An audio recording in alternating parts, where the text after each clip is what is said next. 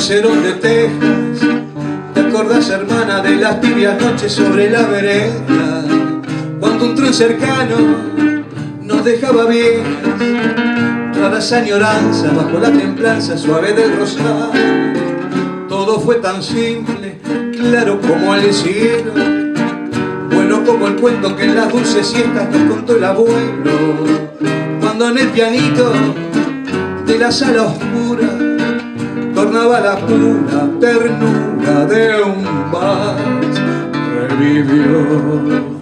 Revivió en las notas dormidas del piano y al conjuro sutil de tu mano. El faldón del abuelo vendrá. Llámalo, llámalo. Viviremos el cuento lejano que en aquel caserón de Belgrano, enciendo el arcano, nos llama mamá.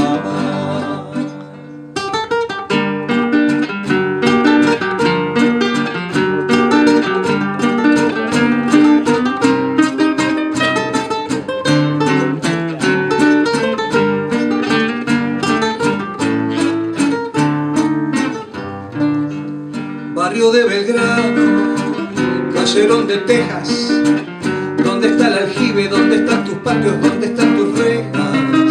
Volverás al piano, mi hermanita vieja, y en sus melodías vivirán los días claros del hogar. Tu sonrisa, hermana, cobijó mi duelo, y como en el cuento que en las dulces siestas nos contó el abuelo, tornará el pianito a la sala oscura a templar la pura ternura de un vals.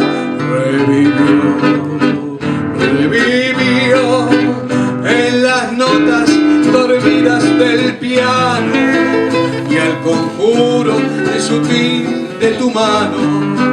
El faldón del abuelo vendrá.